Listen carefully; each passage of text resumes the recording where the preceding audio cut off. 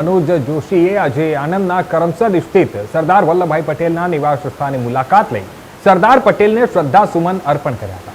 સાંસદ મિતેશ પટેલની સાથે કલાકાર મનોજ જોશીએ આજે કરમસદ સ્થિત સરદાર પટેલના નિવાસ સ્થાને આવી પહોંચતા જ સ્થાનિક કોર્પોરેટરો દ્વારા તેઓનું સ્વાગત કરવામાં આવ્યું હતું અને ત્યારબાદ મનોજ જોશીએ સરદાર પટેલ નિવાસ સ્થાન સ્થિત સરદાર પટેલના જીવન કવન સાથે સંકળાયેલું તસવીરી પ્રદર્શન નિહાળ્યા બાદ સરદાર પટેલની પ્રતિમા પાસે અખંડ જ્યોતના દર્શન કર્યા હતા.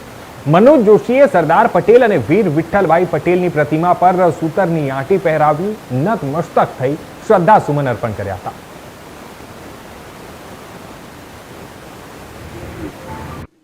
સરદાર આજના ભારતમાં આપણે જે રહીએ છીએ અને જે સ્વતંત્ર ભારતમાં આપણે આજે જીવન વિતાવીએ છીએ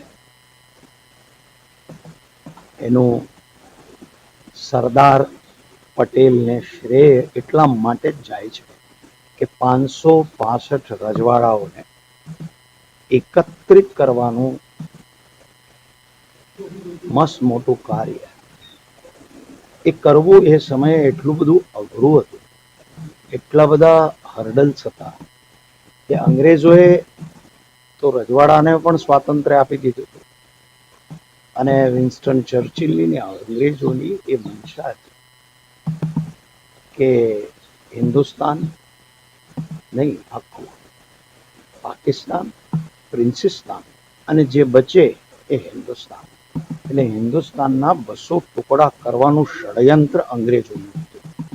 પણ વિશ્વની અંદર 565 રજવાડાઓ મનાવી એમની સાથે વાતચીત કરી અને અખંડ ભારત સમૃદ્ધ કેવી રીતે થાય અને ભારત એકત્રિતપણે કેવી રીતે બધા રજવાડો અલગ અલગ ન થાય અને કેવી રીતે પ્રજાતંત્ર સ્થાપિત થાય એની માટે લોહીનું એક પણ ટીપું વહાવ્યા વગર આખા રાષ્ટ્રને જેમણે એકત્રિત કર્યો અને જ્યાં જ્યાં ચંચુપાતો કરવામાં આવ્યા તે રાજ્યમાં, પછી એ કાશ્મીર હોય, હૈદરાબાદ હોય, ભોપાલ હોય કે એવા ઘણા બધા રજવાડાઓ હતા, ત્યાં એટલા બધા પ્રોબ્લેમ્સ હતા કે બધાને એ સામે ગયા અને પોતાનું સંપૂર્ણ જીવન આ રાષ્ટ્ર માટે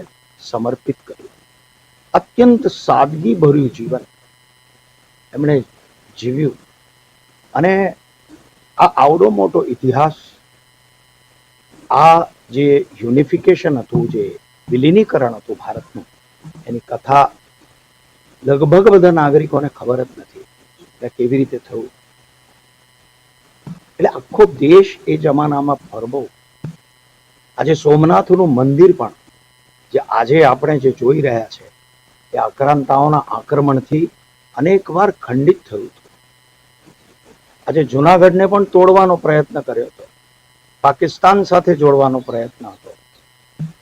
એમણે એમની કુશાગ્ર બુદ્ધિમત્તાથી કેવી રીતે કાઠિયાવાડને પણ એકત્રિત રાખ્યું, જુનાગઢને પણ પાકિસ્તાનમાં જતું કઈ રીતે બચાવ્યું અને નવાબ કઈ રીતે ભાગી ગયો, કે આ બધી વાર્તાઓ આપણને ડિટેલ ખબર નથી.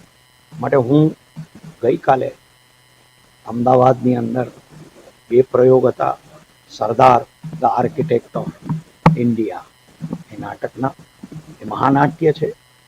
એક આજની પેઢીને આ અદ્ભુત દૈદીપ્યમાન ઇતિહાસ ખબર પડે અને આપણે જે સ્વાતંત્ર્ય ભોગવી રહ્યા છીએ એ સ્વાતંત્ર્ય આપણે જે ભોગવી રહ્યા છીએ કોના કારણે ભોગવી રહ્યા છીએ, એ સરદાર પટેલના કારણે.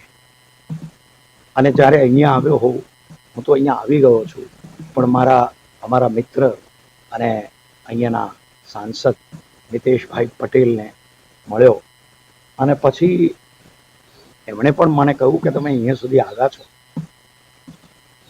હજી મારું આમ રોમાંચિત થાઉં છું, અહીંયા આવ્યો છું તો મારા આંખમાં પાણી છે કે શું જીવન જીવ્યા છે સરદાર. એટલે આ પવિત્ર ભૂમિને જનની જન્મભૂમિશ્ચ સ્વર્ગાદપી ગરીયસી, પોતાની માતૃભૂમિને સુદૃઢ કરવા માટે જેમણે પોતાનું સર્વસ્વ સર્વ જીવન અર્પિત કર્યું એવા સરદારના મૂળ ઘરમાં આવવું, અહીંયા વંદન કરવું એ બહુ જ આવશ્યક હતું. એટલે માટે આજે આ પવિત્ર સ્થાનને ભેટ આપવા માટે હું મારા મિત્ર મિતેશભાઈ પટેલ, અહીંયાના બહુ જ લોકપ્રિય સાંસદ છે અને પ્રજા માટે તત્પર છે. આ જ ભૂમિમાં એ જન્મ્યા છે, આ જ એમની કર્મભૂમિ છે. એટલે હું અહીંયા આવ્યો છું સરદાર પટેલને નમન કરવા, એમની સ્મૃતિને નમન કરવા અને આ જન્મભૂમિની ચરણરજ મારા માથે ચઢાવવા માટે આવ્યો છું કે જે મહાપુરુષનો અહીંયા જન્મ થયો તો એટલા માટે જ અહીંયા આવ્યો છું આ ચરણરજ મારા માથે ચઢાવવા.